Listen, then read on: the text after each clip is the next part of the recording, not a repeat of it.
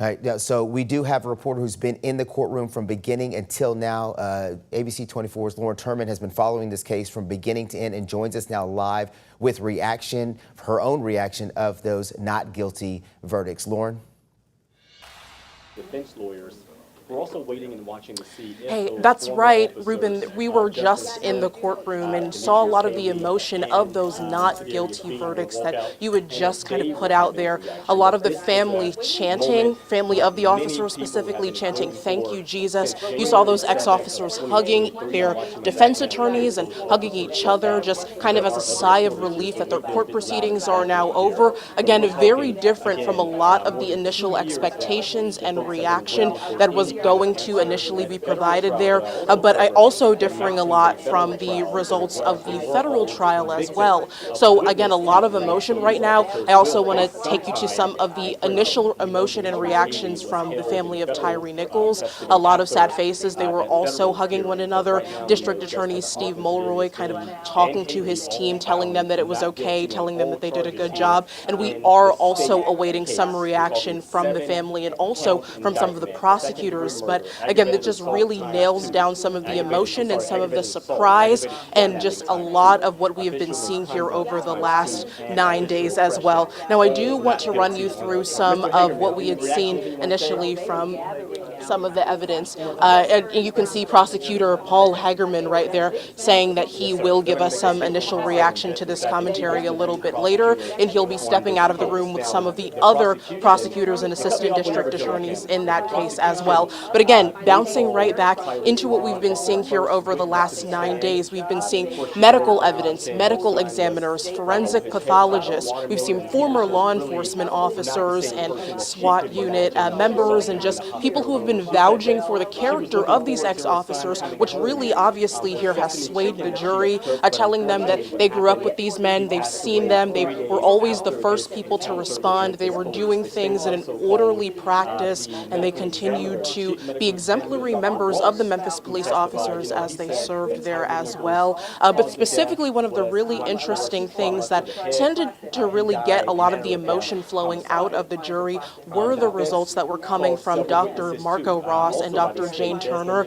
They were the examiners and forensic consultants and pathologists that were involved in this case pretty heavily. They talked about seeing Tyre Nichols in the hospital, that they had to fill him with some almost 40 pounds of fluid initially, and some of the other medical results in terms of just seeing him being pretty much really beaten, having contusions all over his body from his head down to his lungs, down to all other sorts of his body. And it tended to get a lot of emotion out of the jury there. But of course, not enough to really sway them towards a guilty verdict. This is certainly different from what we had seen in the federal trial.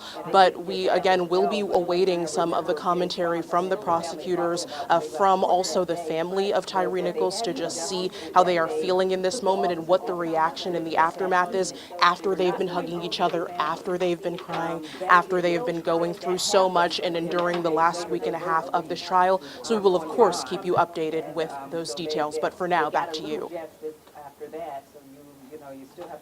Before I let you go, you've been in that courtroom from the very beginning of this trial. I know it might be kind of difficult to hear me, so I'll speak up a little bit. What was the initial reaction, of the crowd in the courtroom? Because, again, this is a verdict that might have been different than what some people were expecting. But you still have to wonder what goes through the family's mind. These officers now, though, their families... Absolutely. A lot of the initial reaction was from family that was in there. They took up the majority. It was a very small courtroom, so they took up the majority of the room in that space. And it was a lot of tears. Family members were crying. Friends were crying, both of the ex-officers and of the family members. Silence, but silent hugging, silent embraces, just a lot of silent emotion that was coming out as they saw those tears. We just saw the tears that were coming down. We saw the hugs that were given to the defense attorneys from those ex-officers, just kind of as a little point of relief there to say that their court proceedings are over, to let them know how good of a job they've been doing. And adversely from the prosecution, and again, I just told you about those conversations that they all had with District Attorney Steve Mulroy. So you can clearly see that emotion that's being held on a lot of the family members, and that is coming as you saw those tears, you saw those embraces as they really figure out what their next steps are. Back to you.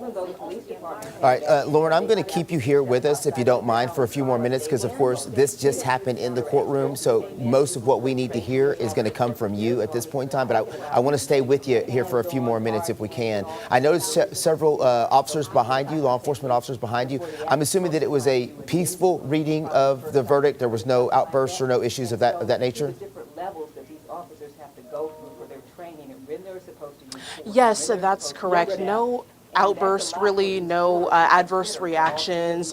There were some pretty silent tears and some other emotion that had been going on, but for the most part, nothing that would have anybody thrown out of the courtroom initially.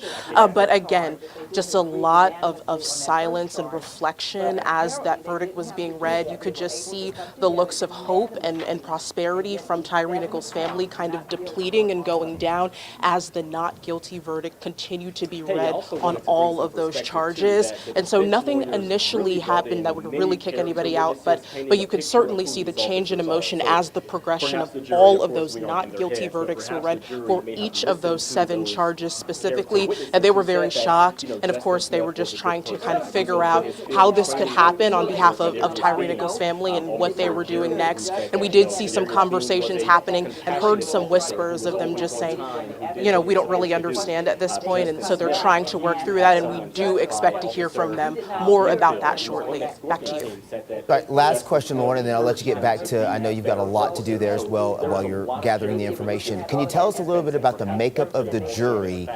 Because I think that's been a question for a lot of people during the course of this trial. Was resisting and he was not complying with officers' commands. So the makeup of the jury, again, you're taking it from an initial jury of 16 people and whittling that down to 12, so 12 people and 2 alternates. At the beginning of this trial, there were 10 women and 6 men. 15 of those 16 people were white passing, and there was one that was not, that looked either African American or maybe Hispanic. But that person, we heard, had some medical issues and was removed from the jury. And then again, there was another medical issue that happened, and then 2 other people were taken from the trial and put as alternate, so those 12 jurors could stand there. But in terms of the racial makeup, it is an all-white passing jury that decided on these verdicts. But at this point as well, most of them, I would say, were over the age of 50 years old. There was maybe about 2 people that looked under the age of 40, and 1 person that looked under the age of 30. So it is certainly something to be said, and something that we've seen in a lot of the comments online as people have been watching this trial about the makeup of the jury, about it being all white passing, about the age limitations of that as well, and them being more so up in age, above the age of 50. So yes, it's what we've been observing so far, but again, whittled down from an initial jury of 16 to the final 12 jurors that made those verdicts, as you just heard. Lauren, thank you so much. ABC 24's Lauren Turman, been in the courtroom from the beginning of this. I know you have a lot of work you need to do there as the verdict has just been read. We're going to let you go back and get to work. We're going to continue to unravel this breaking news here in the studio. Again, thanks again, Lauren Turman, for joining us live there from the courtroom immediately after the verdict had been read.